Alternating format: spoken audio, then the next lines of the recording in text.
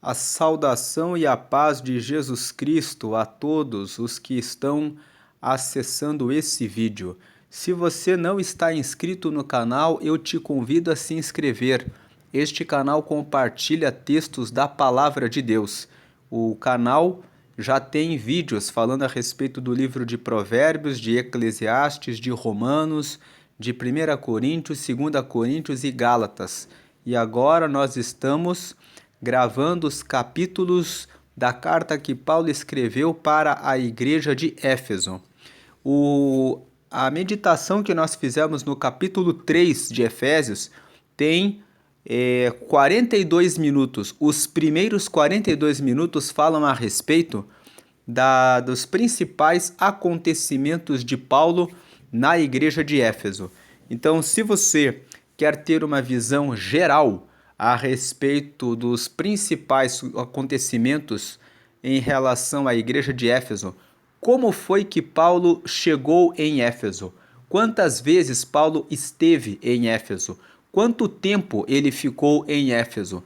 Quais os principais acontecimentos que ocorreram no ministério de Paulo quando ele estava em Éfeso? Todas essas respostas estão no capítulo 3, nos primeiros 42 minutos. Nós gastamos ali 42 minutos apresentando, inclusive no mapa, qual as viagens missionárias que Paulo realizou até ele chegar em Éfeso. E fazendo um resumo geral da carta de Efésios, nós podemos dizer que no capítulo 1, Paulo fala que Deus já nos abençoou com toda sorte de bênçãos espirituais nas regiões celestiais. Isso está escrito no capítulo 1, no versículo 3. E no versículo 10 está escrito que ele decidiu congregar novamente todas as coisas em Cristo. Ou seja, Paulo está falando na carta aos Efésios que Deus enviou Jesus Cristo para que por meio dele os céus e a terra fossem reconciliados. Aí depois no capítulo 2, nós vimos que Paulo fala que o mistério de Deus consiste em Jesus Cristo. Jesus Cristo é o mistério que estava em oculto no Antigo Testamento e que foi revelado no momento em que ele veio para a terra.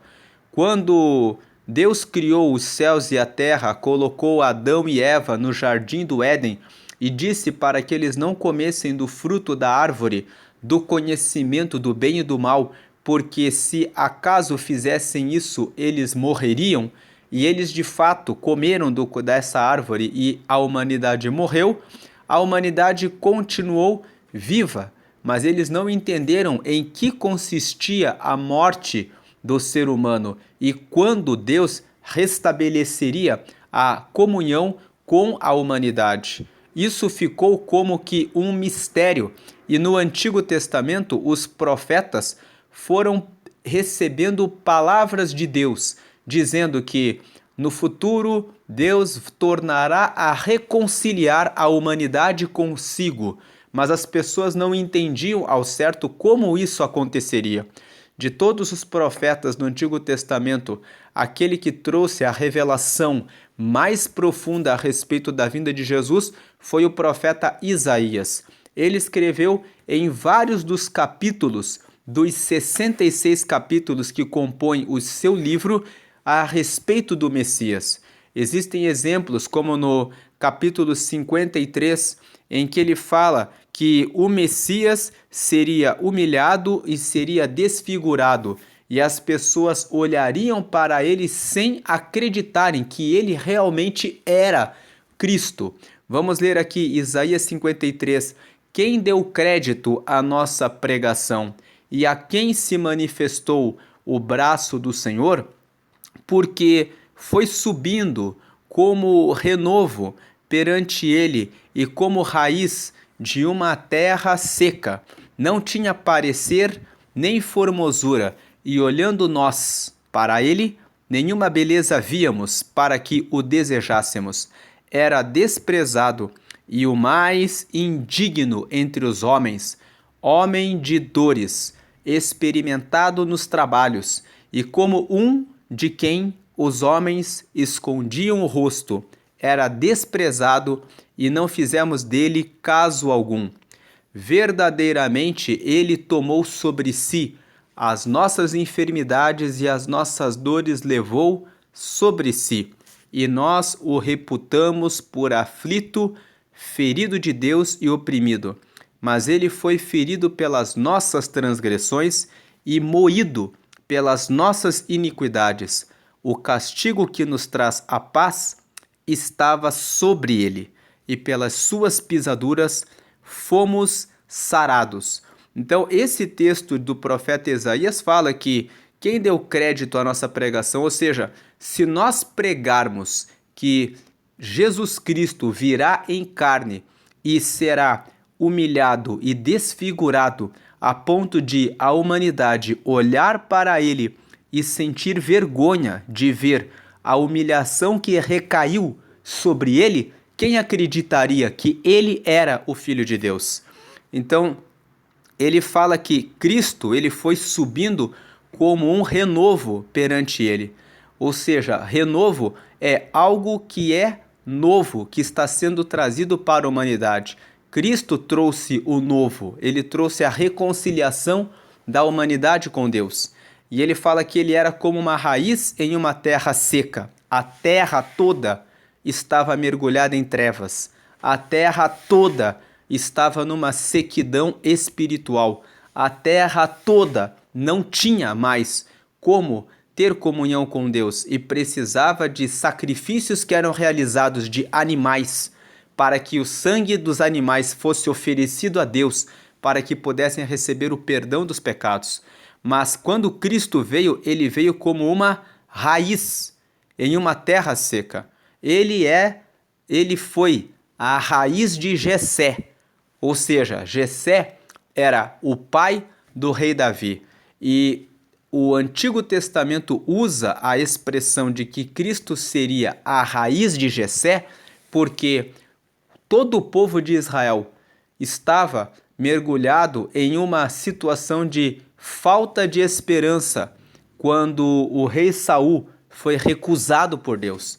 Mas Deus não deixou o povo de Israel desamparado, mas Deus disse, por meio do profeta Samuel, colocarei um novo rei. E esse novo rei que foi escolhido por Deus foi Davi, que derrotou Golias e trouxe liberdade para o povo de Israel. Então, quando o profeta Isaías usa essa expressão que nascerá da raiz de Jessé, que trará a renovação para Israel, ele estava profetizando que da raiz de Jessé, da descendência do rei Davi, que era filho de Jessé, nasceria assim como Davi veio da família de Jessé, da mesma raiz de Jessé, e viria um novo Davi, um novo rei. Mas esse novo rei, ele não viria para trazer libertação política, mas a libertação eterna. Ele viria para trazer a ligação de toda a terra que estava em sequidão, para ter liberdade e vida espiritual. Nós podemos ver esse texto lá no mesmo livro do profeta Isaías, no capítulo 11. No capítulo 11, o profeta Isaías fala sobre isso. Veja que no versículo 1 ele fala: porque brotará um rebento do tronco de Jessé, e das suas raízes um renovo frutificará. Ou seja, e repousará sobre ele o Espírito do Senhor. Jesus Cristo é descendente da raiz de Jessé. Jesus Cristo, ele veio da linhagem de Jessé. E sobre ele, nós lemos em João, no capítulo 3, logo que ele foi batizado em águas, que logo que ele saiu das águas, o Espírito Santo veio em forma de uma pomba e repousou sobre a sua cabeça. E uma voz disse do céu: esse é o meu filho amado em quem me comprazo. Então veja que esse capítulo 11 fala: porque brotará um rebento do tronco de Jessé, e das suas raízes um renovo frutificará, e repousará sobre ele o Espírito do Senhor, e o Espírito de sabedoria e de inteligência, e o Espírito de conselho e de fortaleza, e o espírito de conhecimento e de temor do Senhor. Esses são os espíritos de Deus. Cristo recebeu o Espírito do Senhor e nele estava o espírito da sabedoria e de inteligência e de conselho.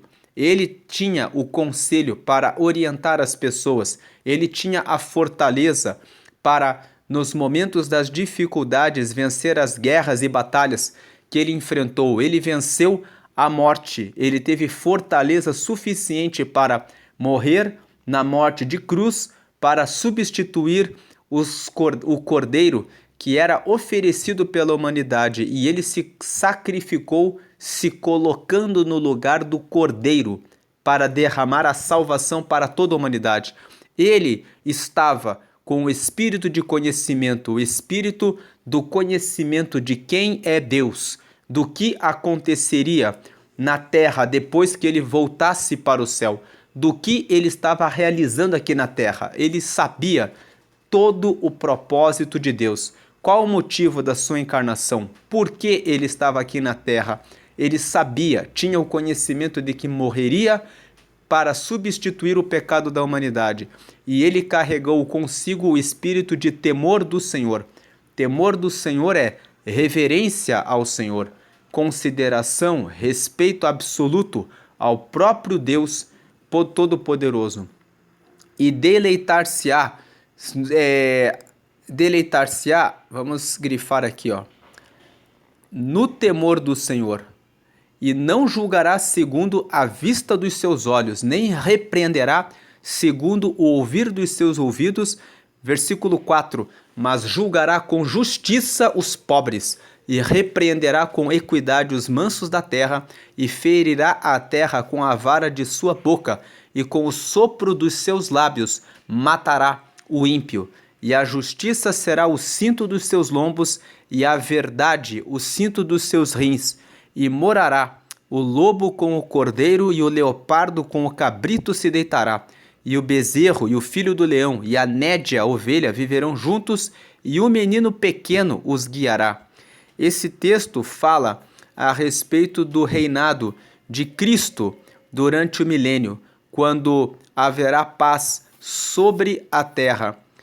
Esse texto aqui nos fala, quando diz aqui que ele teria o Espírito de Deus sobre a vida dele, nós podemos ver isso aqui em João, no Evangelho de João, no capítulo 3. Como nós dissemos, logo que Jesus... João não, eu falei errado, é Mateus, aliás, Mateus capítulo 3.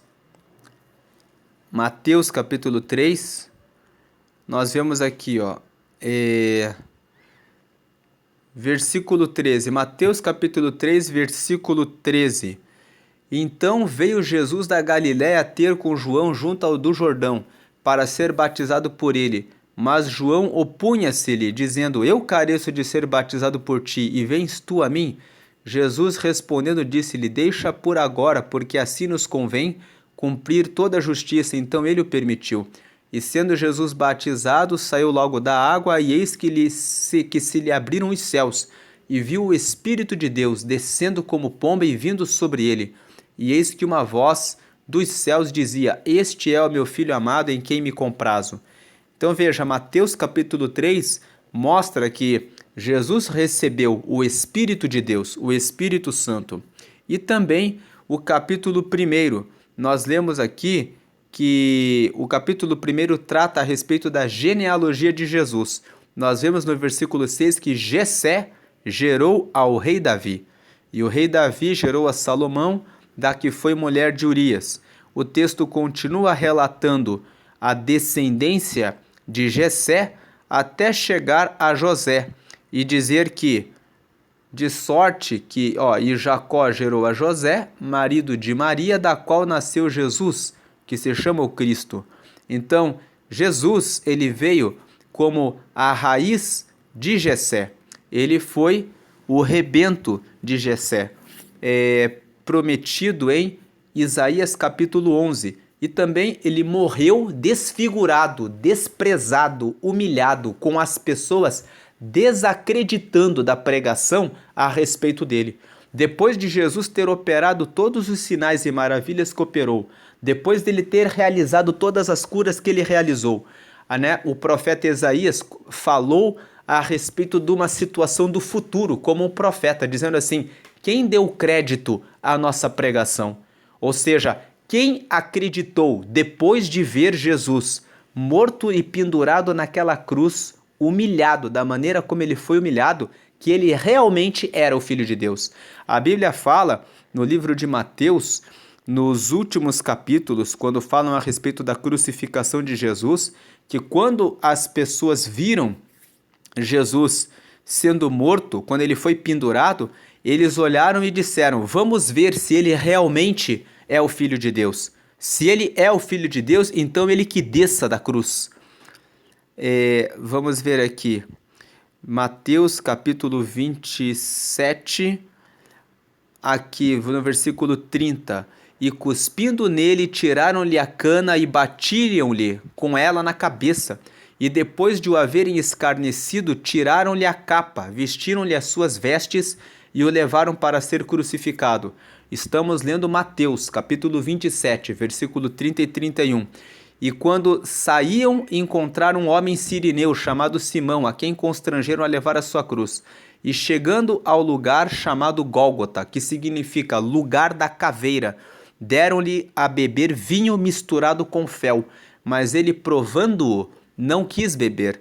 E havendo-o crucificado, repartiram as suas vestes, lançando sortes, para que se cumprisse o que foi dito pelo profeta: repartiram entre si as minhas vestes, e sobre a minha túnica lançaram sortes. E assentados o guardavam ali, e por cima da sua cabeça puseram escrita sua acusação: este é Jesus, o Rei dos Judeus. E foram crucificados com ele 2 salteadores, um à direita e outro à esquerda. E os que passavam blasfemavam dele, meneando a cabeça. O versículo 39. Vamos dar atenção no versículo 39. E dizendo, versículo 40. E dizendo: tu que destróis o templo e em 3 dias o reedificas, salva-te a ti mesmo. Se és o Filho de Deus, desce da cruz. Versículo 41. E da mesma maneira também os príncipes dos sacerdotes com os escribas e anciãos e fariseus, escarnecendo, diziam: salvou os outros, e a si mesmo não pode salvar-se. Se é o rei de Israel, desça agora da cruz e creremos nele. Confiou em Deus, livre-o agora. Se o ama, porque disse: sou filho de Deus. Versículo 44. E o mesmo lhe lançaram em rosto os salteadores que com ele estavam crucificados. Então, nós vemos aqui nesses textos de Mateus, capítulo 27, nesses versículos, principalmente no versículo 40, 41 até o 43, 40, 41, 42 e 43, que as pessoas, quando viram Jesus desfigurado naquela cruz, pendurado ao lado de 2 ladrões, de 2 salteadores, não acreditaram na sua pregação. Eles disseram: ele dizia que era o Filho de Deus. Se ele realmente era o Filho de Deus, então ele que desça da cruz e prove para nós que ele é o Filho de Deus. Então, é nesse sentido que o texto de Isaías, no capítulo 53, fala: quem deu crédito à nossa pregação? O interessante é que os profetas do Antigo Testamento falaram inspirados pelo Espírito Santo. E isso mostra que Deus já sabia o que haveria de acontecer. Você que está ouvindo esse vídeo e de repente você ainda não aceitou a Jesus e caiu por acaso aqui nesse vídeo, eu te pergunto: quando a Bíblia fala que haverá o arrebatamento, quando a Bíblia fala que a ciência se multiplicaria nos últimos dias, e nós estamos vendo esse avanço da ciência, quando a Bíblia fala que haverá um juízo final, Como não acreditar? Eu pergunto isso porque veja que o livro do profeta Isaías anunciava a vinda de um descendente da raiz de Jessé, de um descendente de Davi, que seria humilhado, que traria o reino de Deus e que teria o Espírito de Deus na vida dele. Jesus recebeu o Espírito de Deus, como nós lemos em Mateus capítulo 3, logo que ele foi batizado nas águas. E Jesus ele era da raiz de Jessé, como o profeta Isaías anunciou anteriormente. E Jesus foi crucificado e desfigurado a ponto de não acreditarem na sua pregação. Tem mais um texto ainda do profeta Isaías que fala a respeito de Jesus. Isaías 61, ele fala assim, ó: o Espírito do Senhor Jeová está sobre mim, porque o Senhor me ungiu para pregar boas novas aos mansos, enviou-me a restaurar os contritos de coração e proclamar liberdade aos cativos e a abertura de prisão aos presos, a apregoar o ano aceitável do Senhor e o dia da vingança do nosso Deus, a consolar todos os tristes, a ordenar acerca dos tristes de Sião que se lhes dê ornamento por cinza, óleo de gozo por tristeza, veste de louvor por espírito angustiado, a fim de que se chamem árvores de justiça, plantação do Senhor, para que ele seja glorificado. Esse texto é um texto que também fala a respeito de Jesus. Jesus está dizendo aqui, ó, o Espírito do Senhor Jeová, ou seja, o Espírito de Deus está sobre mim, está sobre Cristo. Lá no Evangelho de Mateus, quando ele foi chamado para fazer a leitura da Bíblia em uma reunião, tomou esse texto, dizendo: o Espírito do Senhor Jeová está sobre mim, porque o Senhor, ou seja, o Deus aqui, me ungiu. Para quê? Para pregar boas novas. Jesus estava dizendo assim: ele me ungiu para que eu anuncie que eu trarei uma boa notícia, boas notícias, notícias novas e que são boas, né, aos mansos. Quem são os mansos? Aqueles que aceitam a revelação de Jesus Cristo como Senhor e Salvador da humanidade. Existem os mansos e existem os rebeldes. Os rebeldes são aqueles que contrariam que Jesus é o Filho de Deus.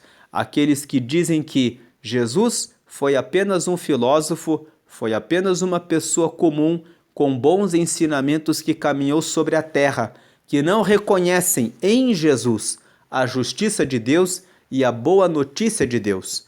Então, ele veio para pregar a boa notícia, não para todos, sim para todos. Porém, nem todos aceitam essa boa notícia. Então, ele diz que ele concentra a sua atenção para alcançar os que são mansos, para alcançar os que recebem a sua palavra, para revelar a esses que são os mansos o seu poder, a sua glória, o seu reino e a sua salvação.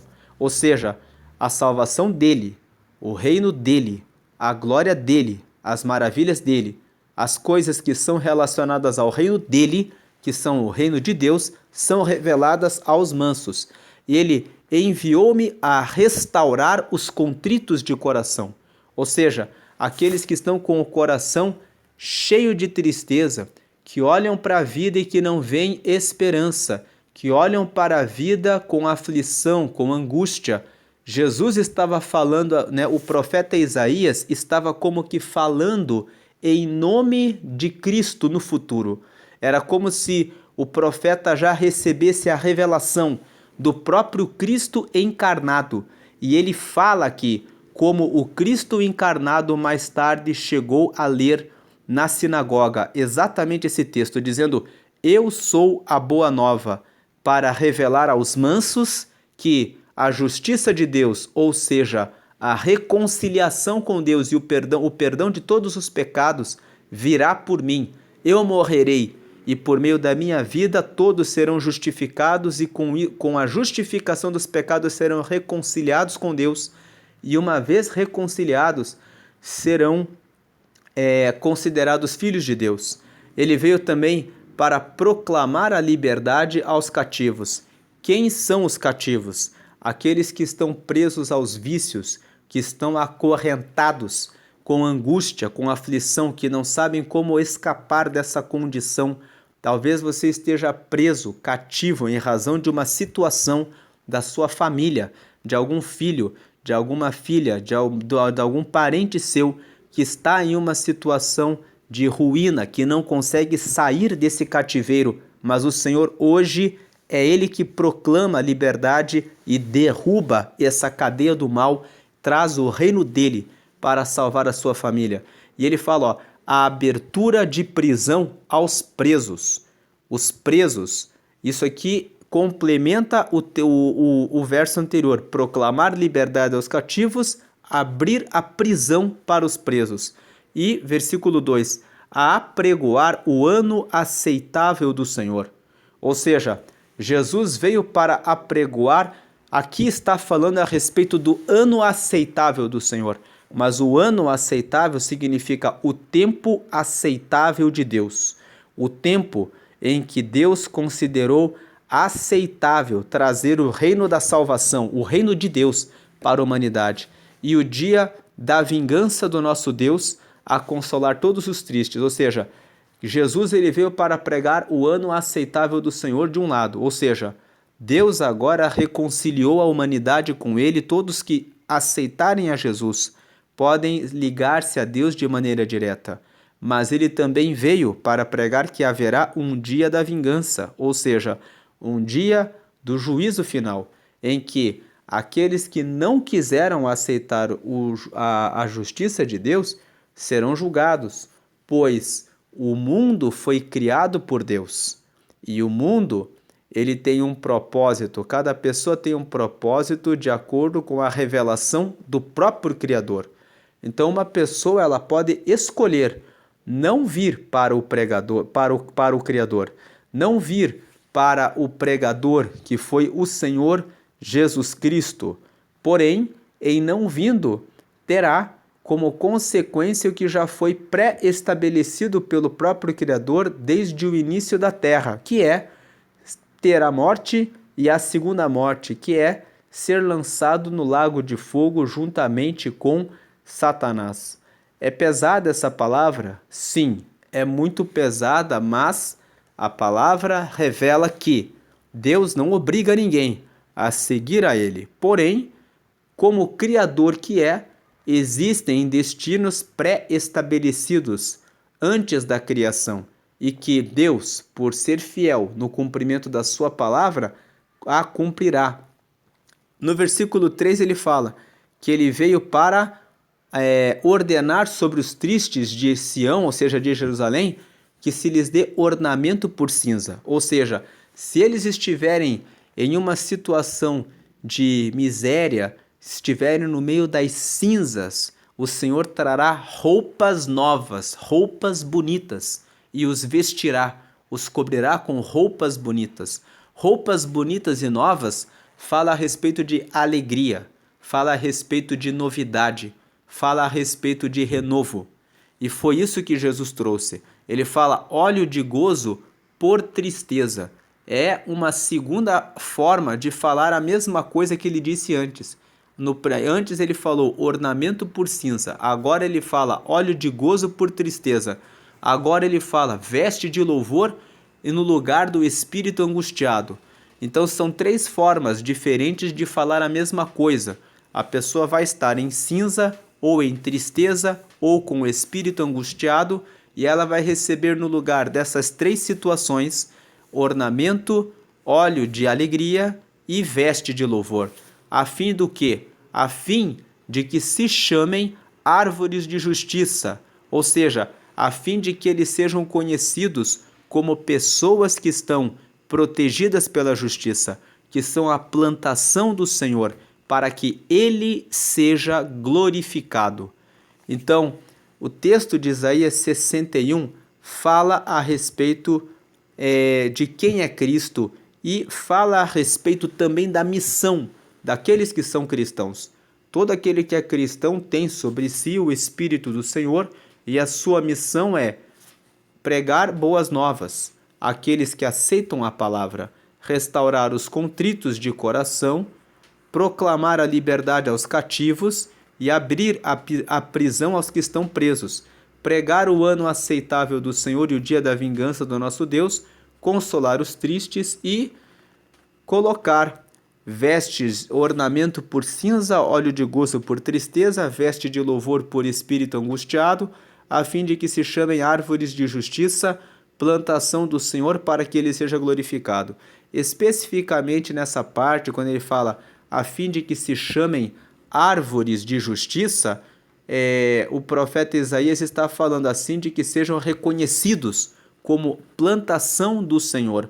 O próprio Jesus, falando a respeito dele como a raiz de Jessé e como aquele que é a árvore principal que dá a força, que alimenta todas as outros ramos da árvore, se identificou como a videira verdadeira. Nós vamos ver aqui, no livro de João, no capítulo 15, que Jesus fala isso: eu sou a videira verdadeira e o meu Pai é o lavrador, né? Toda vara em mim que não dá fruto, atira, e limpa toda aquela que dá fruto, para que dê mais fruto. Vós já estáis limpos pela palavra que vos tenho falado. Estai em mim e eu em vós. Como a vara de si mesma não pode dar fruto, se não estiver na videira, assim também vós, se não estiverdes em mim. E no versículo 5, Jesus fala: eu sou a videira, vós as varas. Quem está em mim e eu nele, esse dá muito fruto, porque sem mim nada podereis fazer. Se alguém não estiver em mim, será lançado fora, como a vara, e secará. E os colhem e lançam no fogo e ardem. 7. Se vós estiverdes em mim, e as minhas palavras estiverem em vós, pedireis tudo o que quiserdes, e vos será feito. Versículo 8. Nisto é glorificado meu Pai, que deis muito fruto, e assim sereis meus discípulos. Então, nesses versículos 1 a 8 do Evangelho de João, nós vemos que Jesus se identifica como sendo a videira verdadeira e o Pai dele, ou seja, Deus Criador, sendo o lavrador. Os seus discípulos são comparados às varas que são ligadas à videira verdadeira e que, produzindo fruto, serão limpas. Que frutos são esses? Novas pessoas, novas almas para o reino de Deus. Aquele que não produz fruto, ele é arrancado e lançado para o fogo, porque não permanece em Cristo. Então, todas essas palavras aqui que nós lemos vão mostrando que Jesus, ele é o mistério de Deus. Lá é o mistério de Deus que haveria de vir sobre a humanidade.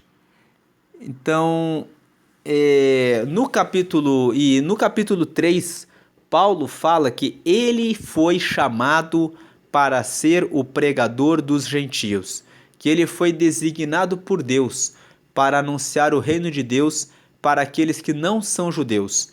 No capítulo 4, Paulo fala a respeito da unidade da fé, dizendo que todos nós devemos entender que estamos todos ligados a um mesmo corpo, que é o corpo de Cristo. Na segunda parte, Paulo fala a partir do versículo 11 até o versículo 16 de Efésios capítulo 4, que existem vários ministérios e que esses ministérios são o apostolado, o ministério profético, o ministério evangelístico, o ministério pastoral e o ministério dos doutores. E ele fala que Deus escolheu cada um para exercer um ministério diferente para o aperfeiçoamento dos santos, para que eles possam cumprir a obra do ministério, e a obra do ministério se destina à edificação do corpo de Cristo. Ele termina o capítulo 4 trazendo várias recomendações que nós não vamos ler aqui, porque o propósito é fazer uma reprise dos capítulos 1, 2, 3 e 4. E nós gastamos aqui mais ou menos 35 minutos falando a respeito de várias passagens bíblicas para completar o capítulo 2 de Efésios, que revelam que Jesus Cristo, ele era o mistério de Deus. Que mistério que é esse? O mistério de que ele viria, assumiria a forma de carne, morreria na cruz por todas as pessoas e depois seria ressuscitado para Deus provar que ele pode nos ressuscitar e depois ele subiria novamente aos céus para provar que Deus tem o poder de cumprir o arrebatamento que é tão pregado e muitas pessoas dizem que é uma balela, que é algo que corresponde a uma loucura dos que são cristãos. Mas nós podemos ver quando estudamos os capítulos da Bíblia que Deus falou já no Antigo Testamento que a ciência sofreria uma grande multiplicação nos últimos dias e que, nos últimos dias, o amor de muitos se esfriaria. E nós estamos vendo cada uma das palavras que estão reveladas nas Escrituras se cumprindo. Vamos ler aqui no livro de Daniel, no capítulo 12, quando Deus fala para ele que nos últimos dias a ciência se multiplicaria. Vamos ver aqui, Daniel 6, vamos até o capítulo 12. Ele falou aqui,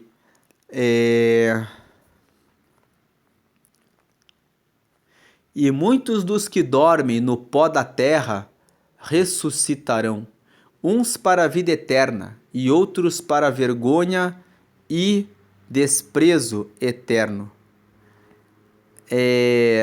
Os sábios, pois, resplandecerão como o resplendor do firmamento, e os que a muitos ensinam a justiça refulgirão como as estrelas, sempre e eternamente. Esse versículo 2, portanto, está falando que Deus trouxe uma revelação no Antigo Testamento para o profeta Daniel, dizendo para ele o que acontecerá nos últimos dias.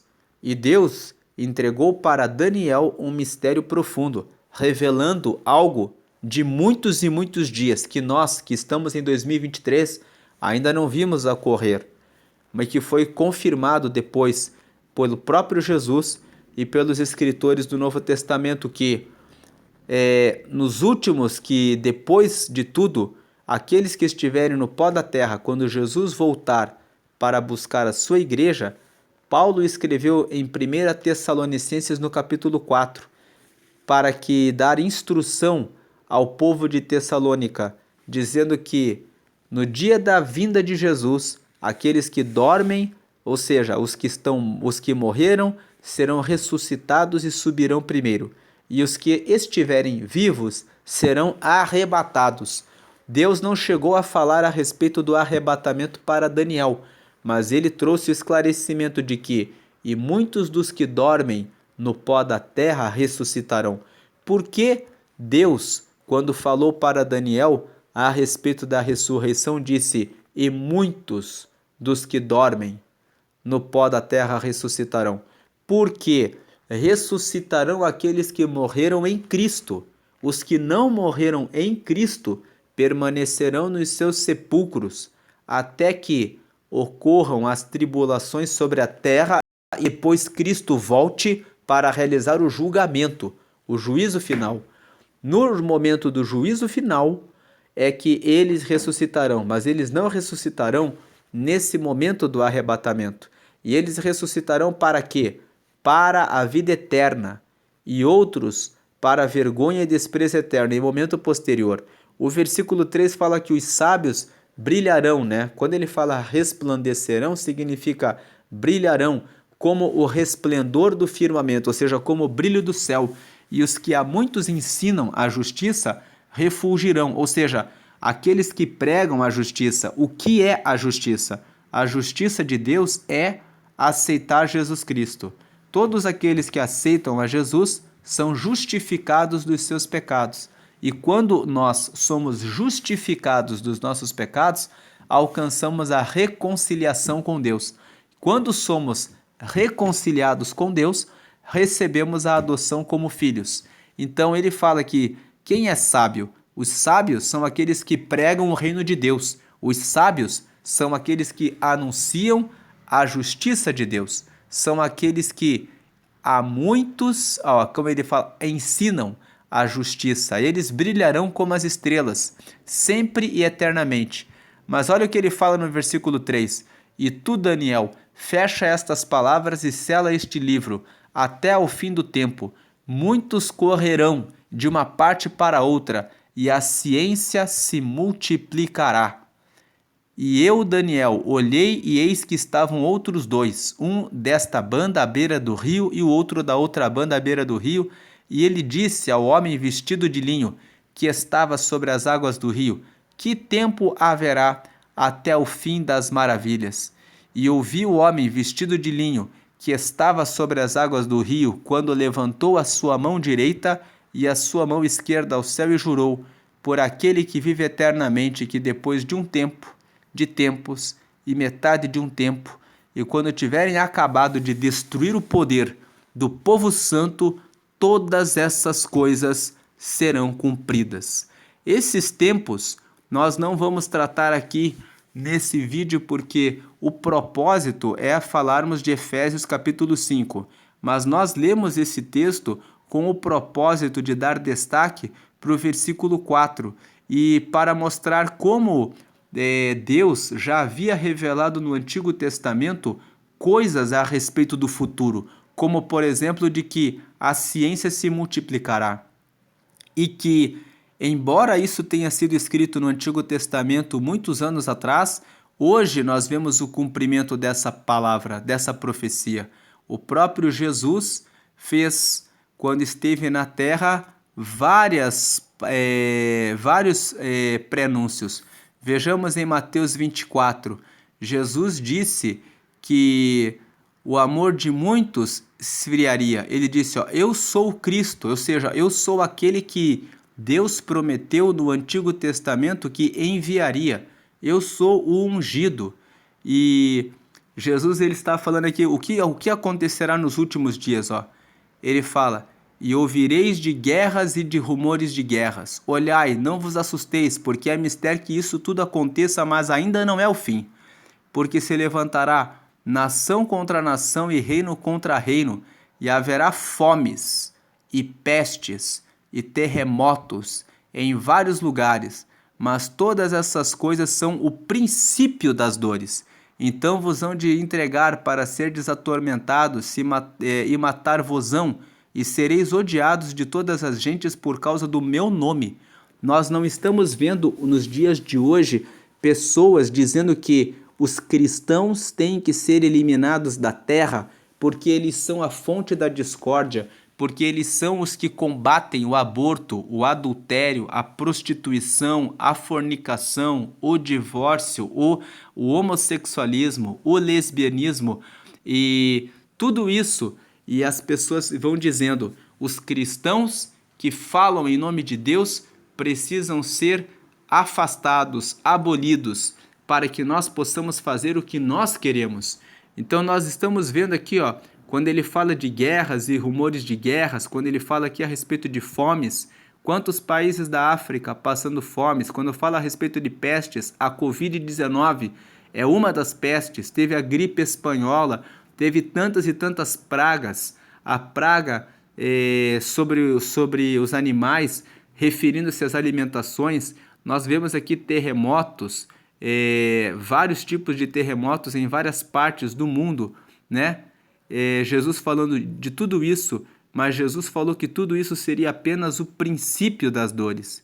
E ele fala assim, e nesse tempo muitos serão escandalizados e trair-se-ão uns aos outros, e uns aos outros se aborrecerão, e surgirão muitos falsos profetas, e enganarão a muitos. Nós estamos vivendo esse tempo, muitos falsos profetas, pessoas que dizem que estão anunciando Cristo e que estão enganando muitas pessoas em busca de satisfação dos seus interesses particulares. E ele fala aqui no versículo 12, Mateus 24, 12, e por se multiplicar a iniquidade, o amor de muitos se esfriará. Aí vem o versículo 13, mas aquele que perseverar até o fim será salvo, mas aquele que perseverar até o fim será salvo. E este evangelho, ou seja, essa boa notícia do reino, o reino em letra maiúscula é o reino de Deus, será pregado em todo o mundo, em testemunho a todas as gentes, e então virá o fim. Veja que Jesus, nós estamos lendo Mateus, capítulo 24, Jesus fala assim, ó, quando, pois, virdes que a abominação da desolação de que falou o profeta Daniel está no lugar santo, quem lê que entenda, então os que estiverem na Judéia que fujam para os montes. Então, Deus, o próprio Cristo aqui falou que nos últimos dias o amor de muitos se esfriaria. E nós vemos que tanto a palavra que foi revelada para Daniel se cumpre em nossos dias, como a palavra que foi dita por Jesus, ela também se cumpre em nossos dias. Então, você que tem dúvidas ainda a respeito da verdade que é descrita nas Escrituras, reflita sobre esses pontos e você pense sobre se o arrebatamento ocorrerá, se Jesus Cristo realmente era o Filho de Deus. Porque aqueles que zombaram de Cristo não entenderam que quando Cristo morreu daquela forma humilhado, ele poderia ter saído daquela cruz, mas ele sabia que era necessário que ele padecesse aquelas dores para que ele pudesse oferecer o sacrifício perfeito em substituição aos nossos pecados, para que recebêssemos o reino de Deus por meio dele, que é Jesus. Ele é o mistério de Deus. E agora, no capítulo 5, depois de 47 minutos fazendo essa introdução, nós vamos aqui ver que Paulo fala assim, se Cristo é o mistério de Deus, se Deus, de acordo com o capítulo 1, nos abençoou com toda sorte de bênçãos espirituais nos lugares celestiais por meio de Jesus, e se Jesus é o mistério de Deus a ponto de Paulo se sacrificar para pregar o evangelho aos gentios, como ele fala no capítulo 3, e no capítulo 4 ele fala, tudo tem que ser unificado em Cristo, porque é Cristo que traz a unidade do reino de Deus com o reino da terra, e em Cristo se desenrolam os ministérios, e em Cristo nós devemos andar de acordo com as recomendações práticas da parte final do capítulo 4 do livro de Efésios. Então, se Cristo é tudo isso, agora no capítulo 5, Paulo vai dizer, vale a pena imitar tudo que Jesus fez para sermos iguais a ele, para que possamos alcançar o reino de Deus. E então, no versículo 1 até o versículo 21, Paulo fala sobre isso, sobre sermos imitadores de Deus.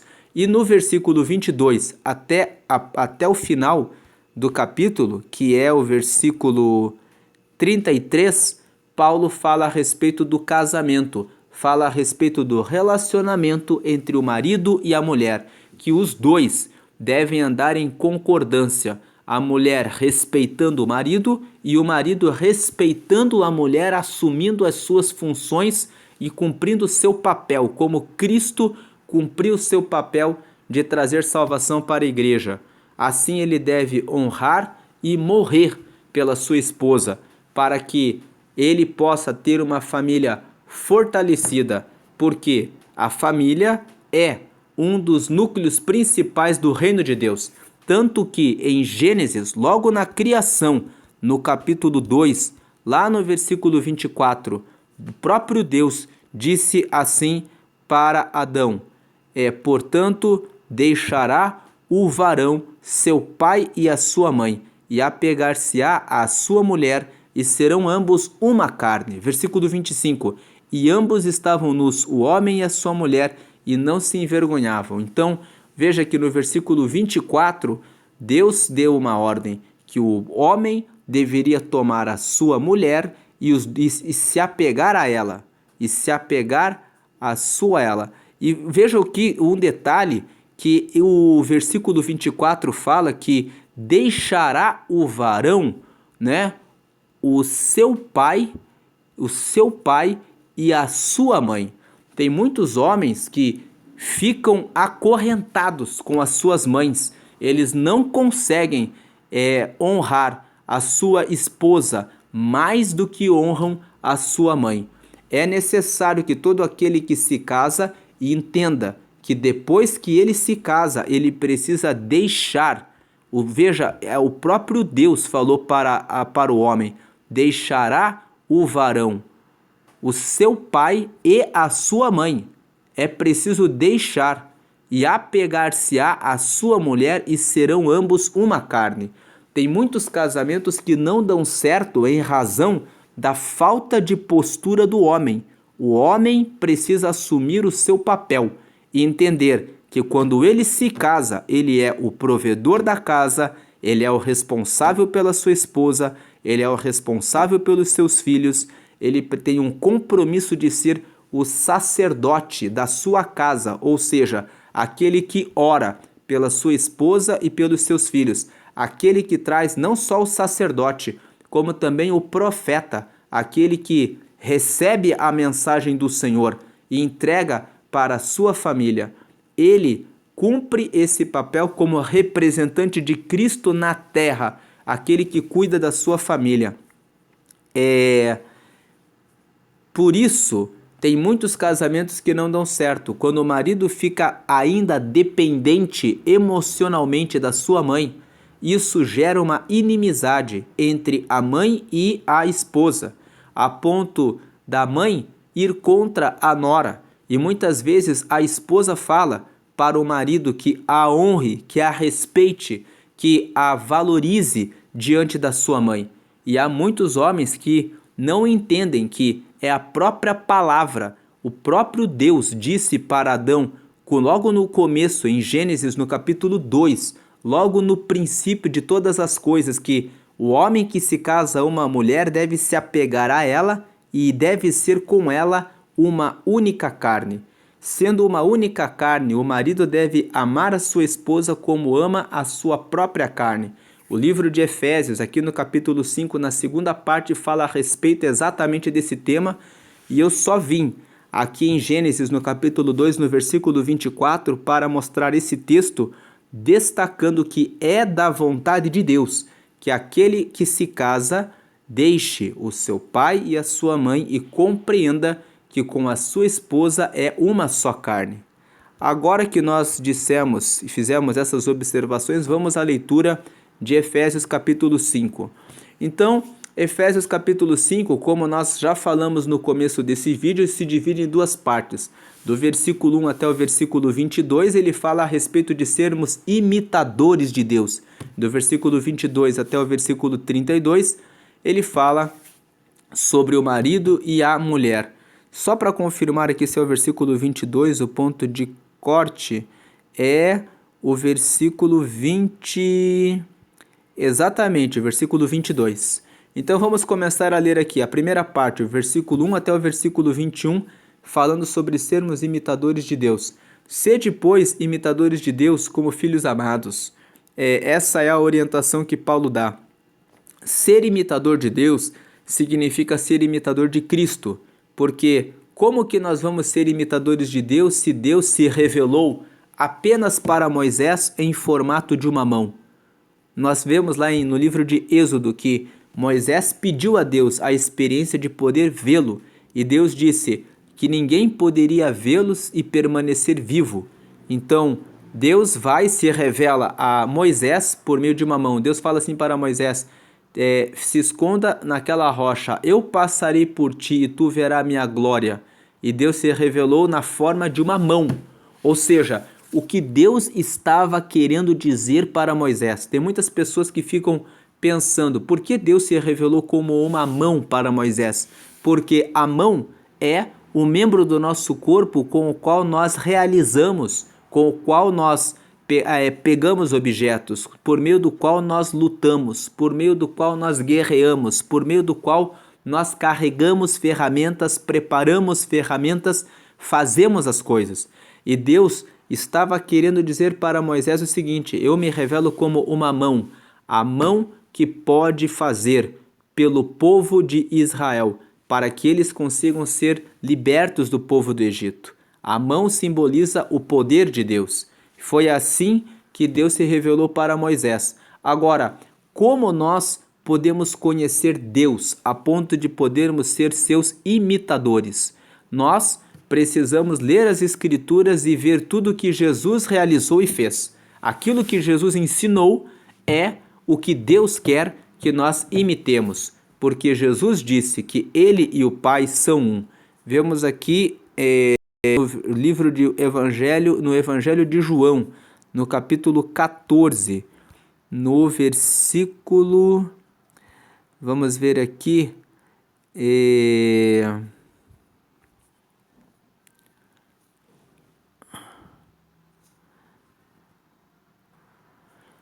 aqui no livro de João, no capítulo 10, no versículo 30, eu falei João 14, mas na verdade é João 10.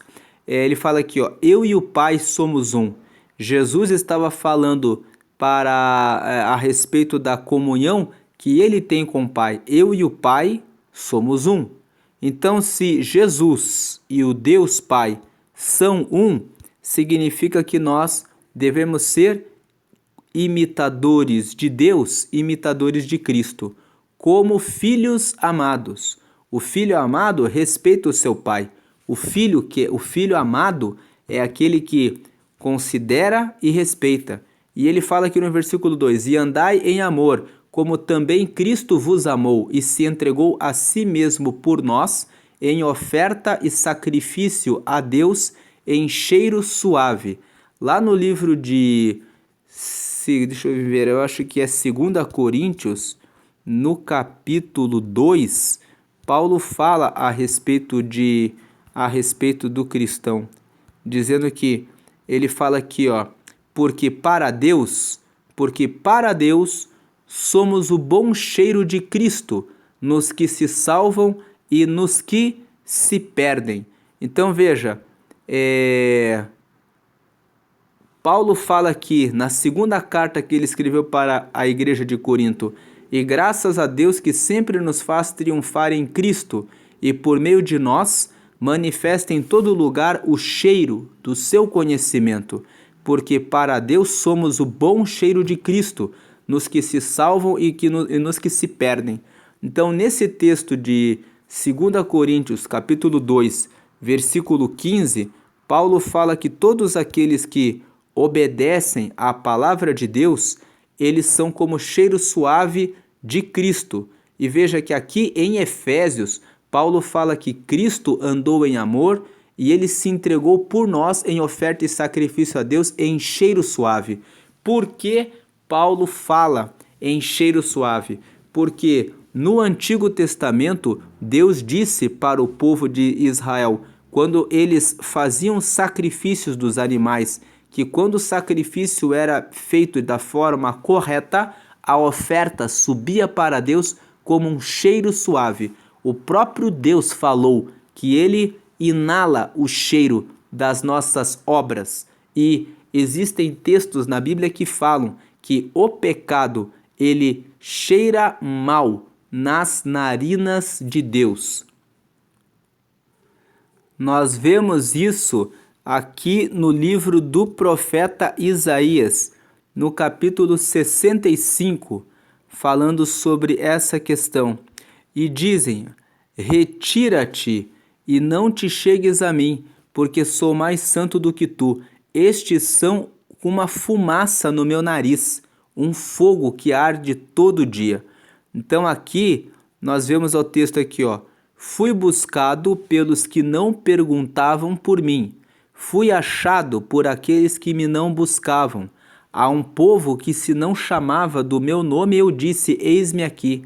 Estendi as mãos todo dia a um povo rebelde, que caminha por caminho que não é bom, após os seus pensamentos. Versículo 3. Povo que me irrita diante da minha face de contínuo, sacrificando em jardins e queimando incenso sobre tijolos, assentando-se junto às sepulturas e passando as noites junto aos lugares secretos. e comendo carne de porco e caldo de coisas abomináveis nos seus pratos. E dizem: retira-te e não te chegas a mim, porque sou mais santo do que tu. Estes são uma fumaça no meu nariz, um fogo que arde todo dia. Então, o que Deus está falando aqui? Está dizendo que o pecado dessas pessoas que realizavam sacrifícios para outros deuses, que ficavam em lugares secretos, fazendo coisas erradas, desagradavam a Deus. E essas pessoas diziam que eram mais santos do que aqueles que se estavam com Deus.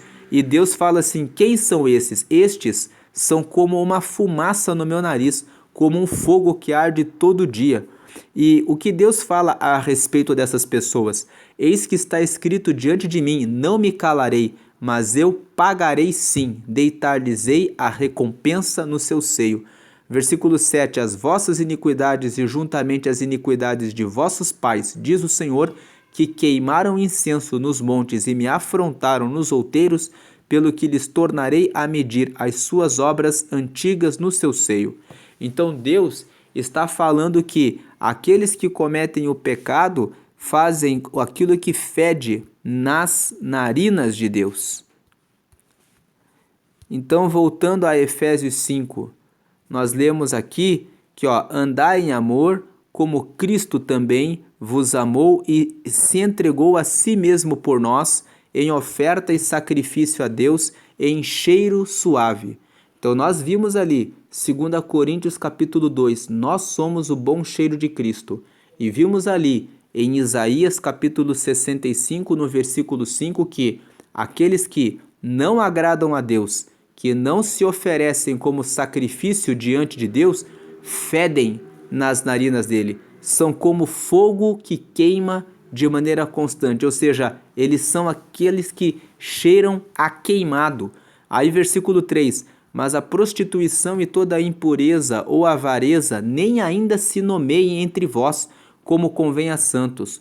Ou seja, não devemos falar a respeito desses assuntos. Quando estamos em uma roda e alguns amigos ou algumas amigas começam a falar a respeito de prostituição, começam a falar sobre as suas lascívias, as suas impurezas, começam a fazer brincadeiras a respeito de piadas de sexualidade com segundo sentido que trazem impureza, ou quando falam sobre avareza, Paulo fala aqui que isso nem se nomeie entre vós, como convém a santos. Ou seja, Paulo está dizendo: fujam dessas rodas, saiam do meio delas. O Salmo 1 fala para não andar na roda dos escarnecedores.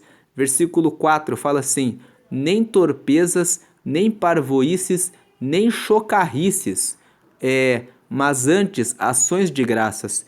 Tem muitas pessoas que gostam muito de fazer piadas, e tem pessoas que gostam de fazer piadas sarcásticas, que trazem um humor negro, pesado, que gera grandes e profundas humilhações, e pensam que isso são brincadeiras e que as pessoas precisam receber com bom grado essas brincadeiras. Se você pensa dessa forma, reflita, pois Paulo fala, e ele, quando está falando aqui para os Efésios, ele está falando na inspiração do Espírito Santo, porque toda a palavra que está escrita na Bíblia, ela é boa para trazer edificação, exortação, correção, para que nós andemos conforme Deus deseja que andemos. Se nós falamos uma palavra que entristece o nosso próximo, então nós estamos sendo homicidas. Chocarrices, piadas que matam o próximo são palavras de morte. Nós lemos aqui em 1 João, no capítulo 5, se não me engano, ele fala que todas as pessoas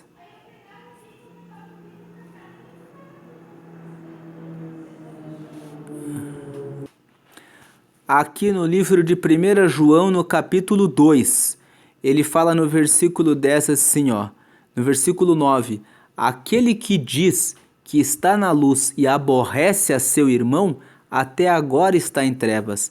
Aquele que ama a seu irmão está na luz, e nele não há escândalo. Versículo 11. Mas aquele que aborrece a seu irmão está em trevas, e anda em trevas, e não sabe para onde deva ir, porque as trevas lhe cegaram os olhos. Então, quando nós lemos esses versículos, o 9, 1 João capítulo 2, versículos 9, 10 e 11, nós vemos que quando uma pessoa aborrece a seu irmão, e quando nós falamos em aborrecer ao irmão, isso também está relacionado a palavras, a chocarrices, a piadas de mau gosto que diminuem, ridicularizam, fazem piada e fazem o outro se sentir menos, se sentir ridicularizado, se sentir em uma situação de humilhação. Então, essas brincadeiras, essas chocarrices, Paulo fala aqui aos Efésios, no capítulo 5, que isso deve ser evitado. Ele fala, nem torpezas. Torpezas é o que? Ser torpe. O que é ser torpe? É ser maligno, é ser uma pessoa que tem prazer na maldade, naquilo que é ruim. Ele fala, nem parvoices, nem chocarrices, que não convém, mas antes ações de graças. Ou seja, nós devemos ter palavras de agradecimento a Deus, ao invés de termos palavras que configuram torpeza, que configuram parvoices ou que configuram chocarrices. Agora aqui, o que significa parvoices?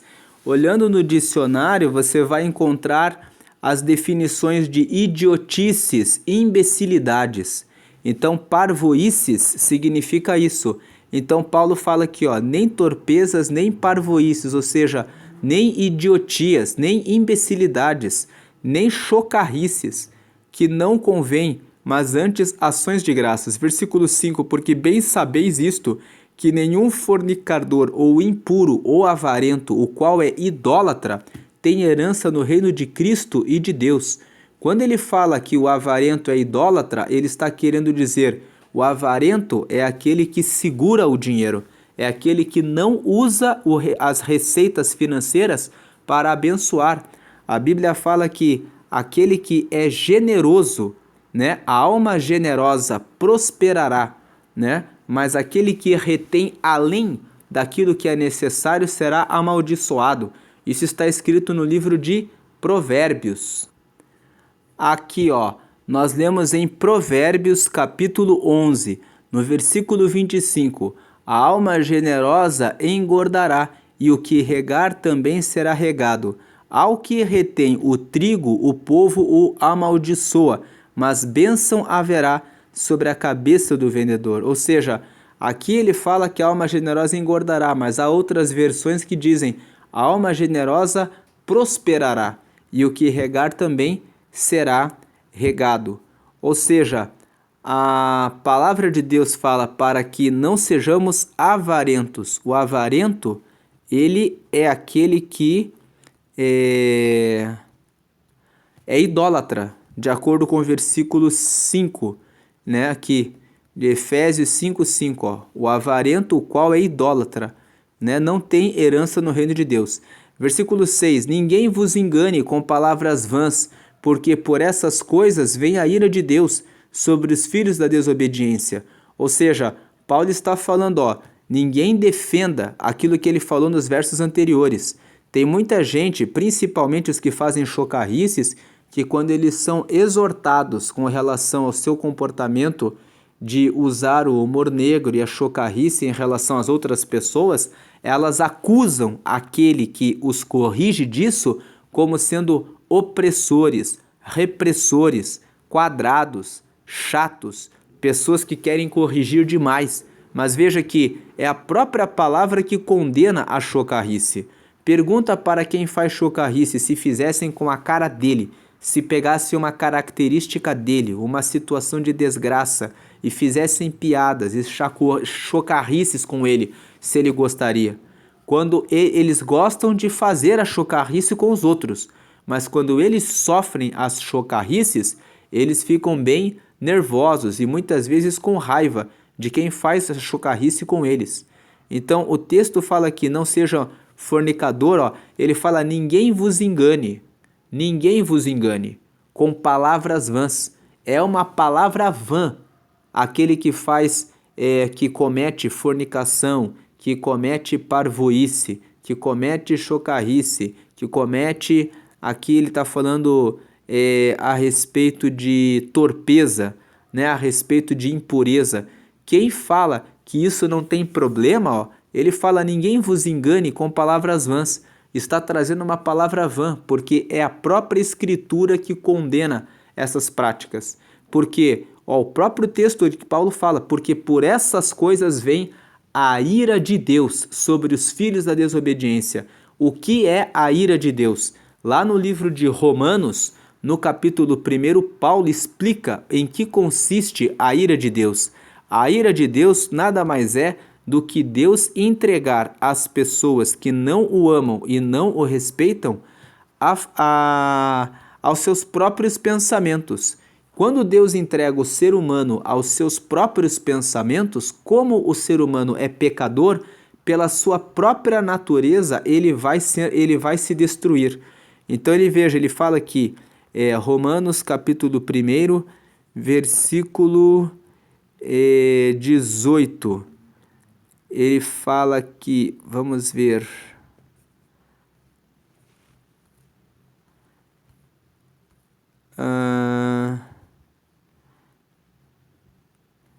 pelo que Deus os entregou à ira de Deus. É aqui, ó, Romanos capítulo 1, versículo 18.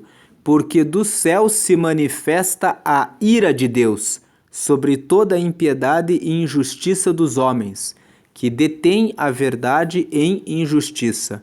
Porquanto o que de Deus se pode conhecer, nele se manifesta, porque Deus lhe manifestou, porque as suas coisas invisíveis, desde a criação do mundo, tanto o seu eterno poder como a sua divindade, se entendem e claramente se veem pelas coisas que estão criadas, para que eles fiquem inexcusáveis.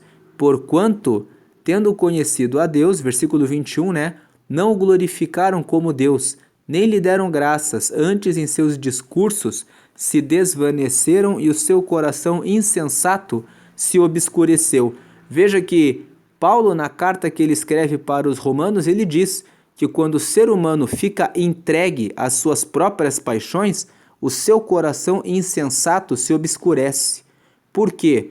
O coração do homem, pela sua natureza, sem a participação do Espírito Santo na vida do homem, o homem é tolo. O homem, ele tende a praticar a maldade, a caminhar no erro. Então Deus, ele fala aqui, ó, porque do céu se manifesta a ira de Deus sobre toda a impiedade. O que é impiedade? É não andar na piedade. O que é piedade? É andar segundo a bondade, segundo o reino de Deus. Os que são ímpios, eles não andam segundo o amor de Deus, segundo a piedade de Deus. Eles andam na impiedade, ou seja, são ímpios, praticam o erro, aquilo que não agrada a Deus, e eles praticam a injustiça dos homens e convertem a verdade em injustiça. Lembrando, justiça de Deus significa aquilo que Deus fez na terra, a lei que Deus colocou na terra para que as pessoas possam estar ligadas a Ele. A justiça de Deus é Cristo, porque Deus falou, eu vou enviar o meu Filho para morrer, substituindo todos os pecadores na cruz, para que todos os que receberem Ele como Salvador e Senhor recebam a justificação dos pecados, a reconciliação comigo e a adoção de filhos. Então, Cristo é a justiça de Deus. Os ímpios dizem que Cristo não é a justiça de Deus. Então, eles convertem a verdade em injustiça. Então, voltando aqui para o texto de Efésios, no capítulo 5,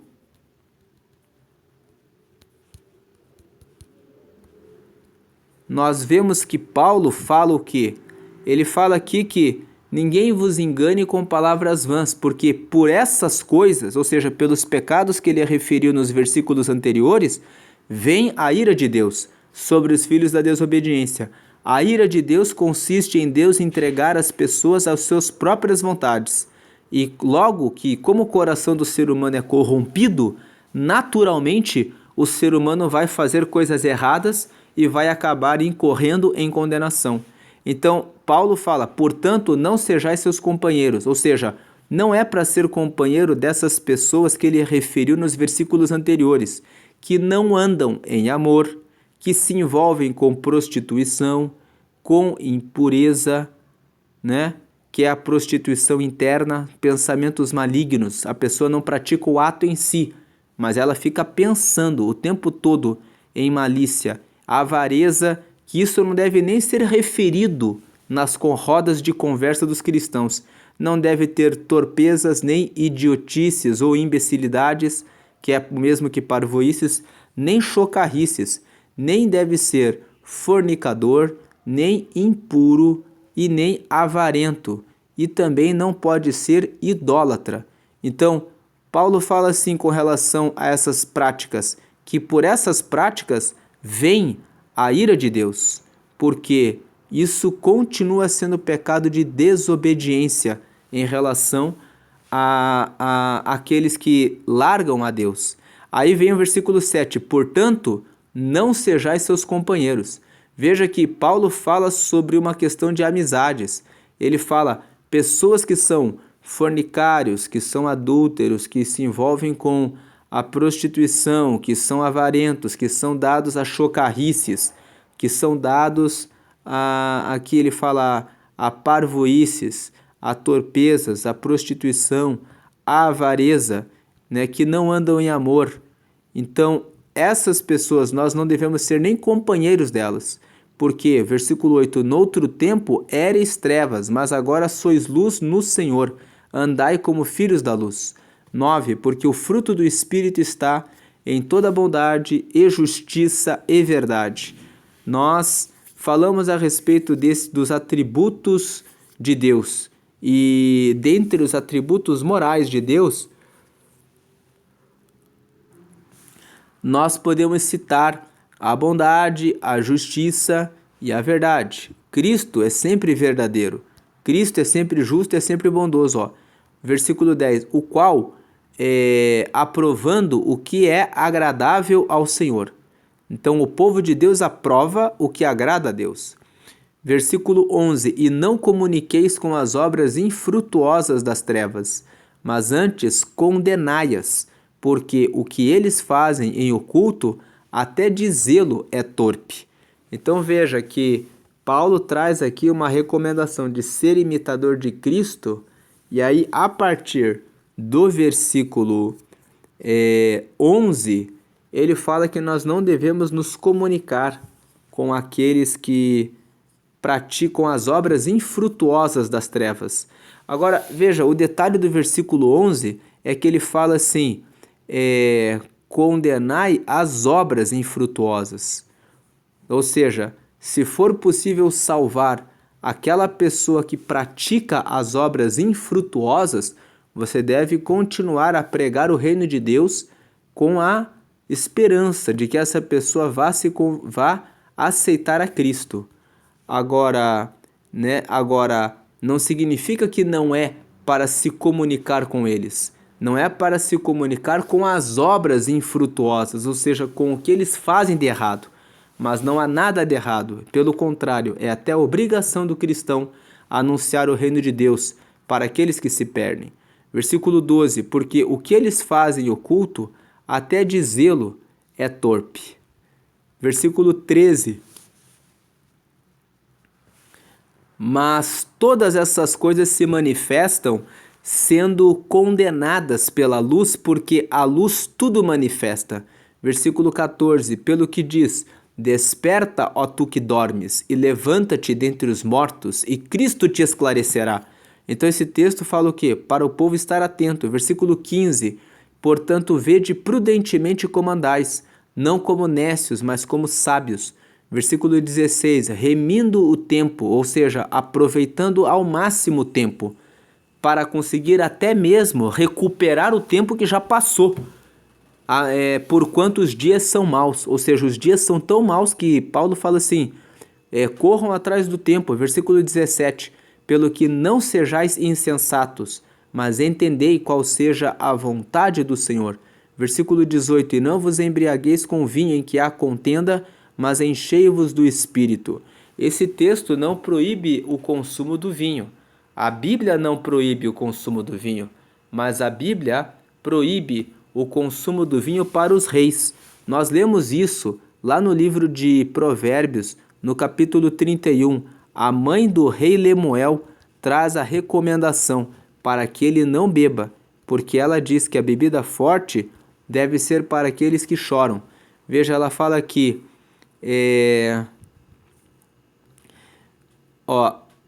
não é próprio dos reis, ó Lemuel, não é próprio dos reis beber vinho, nem dos príncipes desejar bebida forte, para que não bebam e se esqueçam do estatuto e pervertam o juízo de todos os aflitos. Dai bebida forte aos que perecem e o vinho aos amargosos de espírito, para que bebam e se esqueçam da sua pobreza e do seu trabalho não se lembrem mais.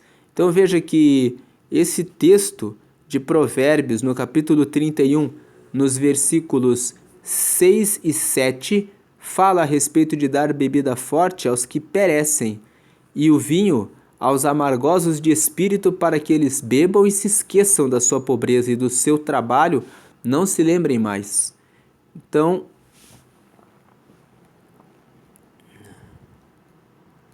nós vemos aqui em Efésios 5 que Paulo fala justamente sobre essa temática, né? Que nenhum fornicador, depois no versículo 11, e não comuniqueis com as obras infrutuosas das trevas, mas antes condenai-as, porque o que eles fazem em oculto, até dizê-lo é torpe. Mas todas essas coisas se manifestam, sendo condenadas pela luz, porque a luz tudo manifesta. Pelo que diz, versículo 14, desperta tu que dormes e levanta-te e dentre os mortos e Cristo te esclarecerá. Portanto, vede prudentemente como andais, não como necios, mas como sábios, remindo o tempo por quantos dias são maus, pelo que não sejais insensatos, mas entendei qual seja a vontade do Senhor. Vamos lembrar aqui de Romanos capítulo 12, que fala que a vontade do Senhor, e não vos conformeis com este mundo, mas transformai-vos pela renovação do vosso entendimento, para que experimenteis qual seja a boa, agradável e perfeita vontade de Deus.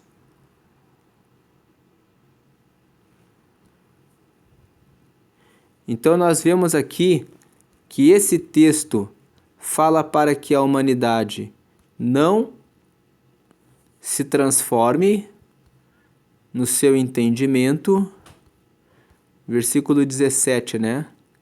Pelo que não sejais insensatos, mas entendei qual seja a vontade do Senhor, e não vos embriagueis com vinho em que há contenda, mas enchei-vos do Espírito. Versículo 19, falando entre vós com salmos e hinos e cânticos espirituais, cantando e salmodiando ao Senhor no vosso coração. Versículo 20, dando sempre graças por tudo a nosso Deus e Pai, em nome de nosso Senhor Jesus Cristo, sujeitando-vos uns aos outros no temor de Deus. Versículo 22, vós mulheres, sujeitai-vos a vosso marido. Veja, agora, a partir do versículo 22 até o versículo 32, a carta de Efésios fala sobre o relacionamento conjugal. Então ele começa e ele conclui que o casamento, né, ele tem que ter unidade. Assim como no capítulo 4 de Efésios fala que existe a unidade da fé, aqui no capítulo 5, nessa segunda parte, Paulo destaca essa temática. Então ele começa assim, versículo 22, vós mulheres, sujeitai-vos a vosso marido, como ao Senhor. Versículo 23, porque o marido é a cabeça da mulher, como também Cristo é a cabeça da igreja, sendo ele próprio o Salvador do corpo. Versículo 24, de sorte que, assim como a igreja está sujeita a Cristo, assim também as mulheres sejam em tudo sujeitas a seu marido. Veja que o versículo 22 e o versículo 23, eles estão falando basicamente a respeito de sujeição. Versículo 22, sujeitai. Versículo 24, fala a respeito da mulher ser sujeita a Cristo, de que assim também as mulheres em tudo devem ser sujeitas a seu marido. Aí pode surgir uma pergunta para você, mulher, que casou com um marido que não cuida da família, casou com um marido que às vezes é agressor, que não é respeitador, e aí você pensa, como que eu vou ser submissa a um marido desse? Como que eu vou ser submissa a um marido que não é um homem, em que eu tenho que cumprir o papel dele, eu tenho que assumir essa responsabilidade?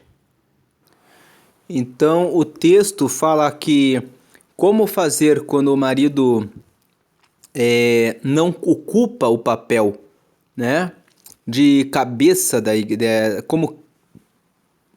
como Cristo ocupa o papel de cabeça da igreja. Nesse caso, você deve conversar com seu marido, mostrar esse texto, principalmente se vocês são um casal cristão. Agora, se o casal não é cristão, é necessário conversar com o seu marido no momento em que exista tranquilidade, dizendo a ele que você é a esposa dele, que vocês devem ser uma só carne, que vocês não vão prosperar se vocês andarem em divisão.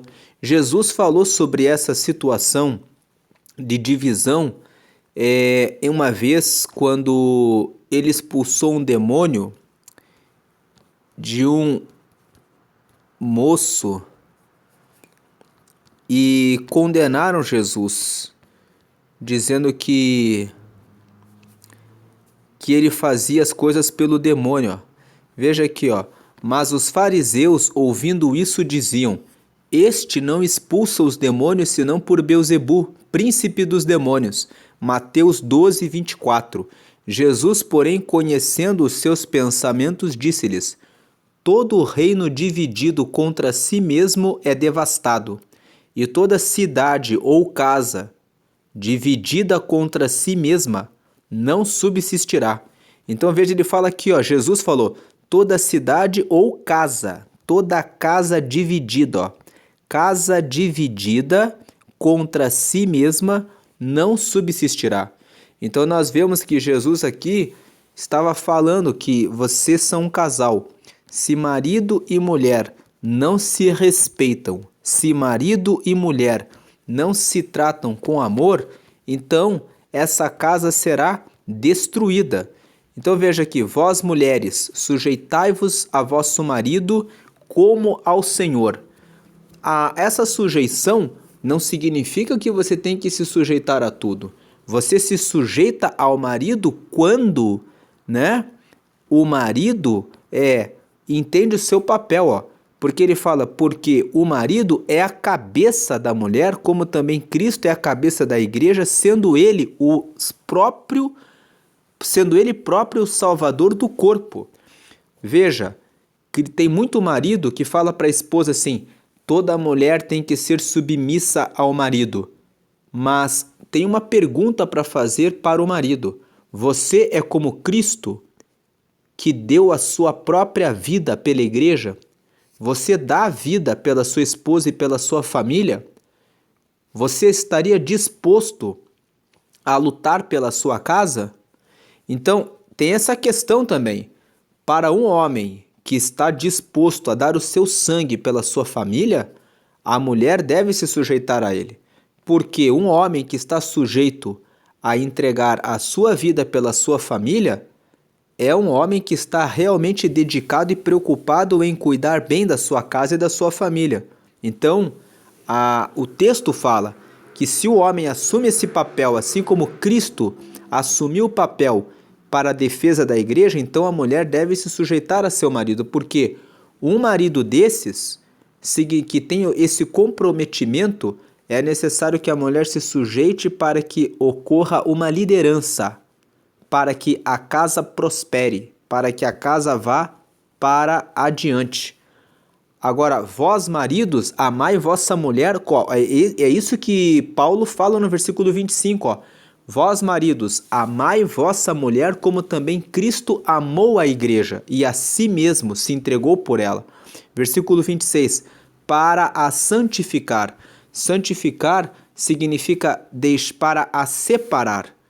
Quando Paulo fala aqui que Cristo separou a igreja, ele está dizendo que Cristo ele morreu pela igreja a fim de separar a igreja do pecado, a fim de separar a igreja da condenação eterna, a fim de trazer a igreja para o reino de Deus, ou seja, para algo melhor.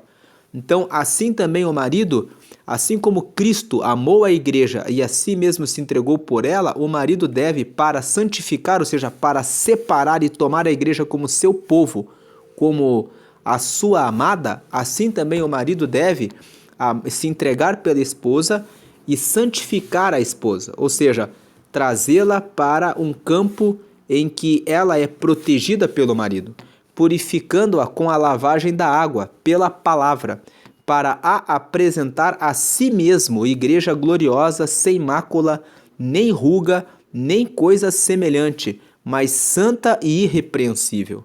Aí versículo 28, assim devem os maridos amar a sua própria mulher como a seu próprio corpo. Quem ama a sua mulher ama a si mesmo. Versículo 29, porque nunca ninguém aborreceu a sua própria carne, antes a alimenta e sustenta, como também o Senhor a igreja. Versículo 30, porque somos membros do seu corpo.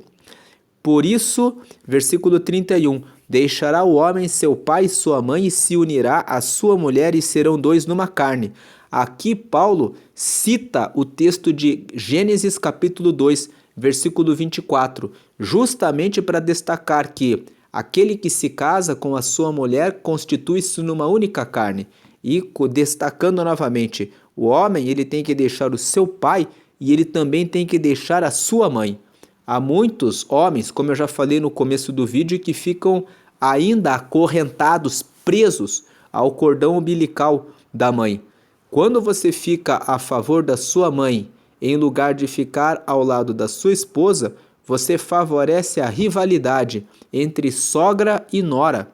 E o papel do homem, quando se casa, é deixar claro para sua mãe que agora é um homem e que agora tem o compromisso de cuidar e proteger a sua esposa e a sua família. E fala que, e serão dois numa carne. Grande é este mistério, digo-o, porém, a respeito de Cristo e da igreja. Paulo está falando assim, é um mistério isso, do homem se casar com uma mulher e dos dois serem uma só carne. Mas aí Paulo esclarece no versículo 32 que ele está falando isso sobre esse mistério em relação a Cristo e em relação à igreja. E ele fala no versículo 33, assim também vós, cada um em particular, ame a sua própria mulher como a si mesmo, e a mulher reverencie o marido. Ou seja, essa é a forma de existir unidade. Não podemos esquecer que Paulo sempre fala que nós somos o corpo de Cristo. Então ele fala aqui que, ele fala inclusive isso no versículo 30, porque somos membros do seu corpo. Nós individualmente somos membros do corpo de Cristo. Quando ele fala a respeito do marido e da mulher, ele fala, vocês são um só e vocês fazem parte como membros do corpo de Cristo. Então se respeitem.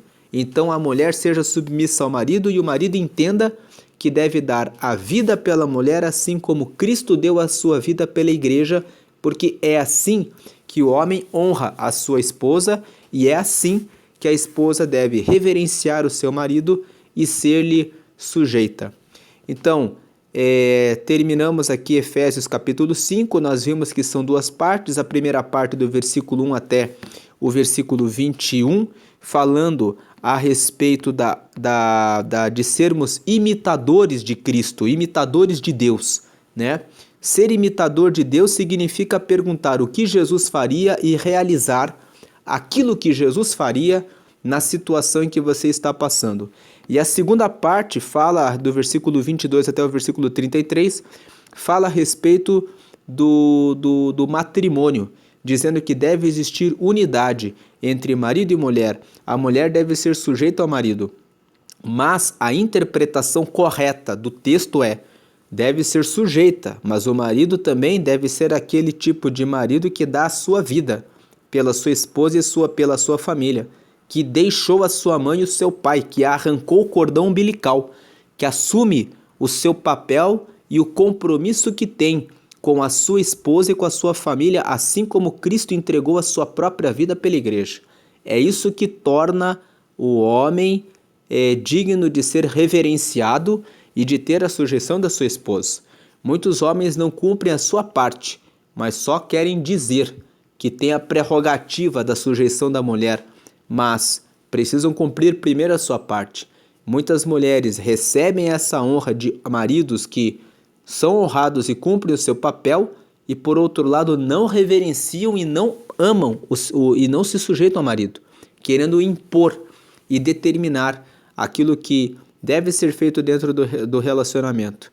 Então esse texto traz equilíbrio, ele traz entendimento e revelação, iluminação de que existem papéis a serem cumpridos e que o casal, em síntese, deve andar em unidade, porque afinal de contas fazem parte do corpo de Cristo. Deus abençoe a todos, fiquem na paz de Jesus.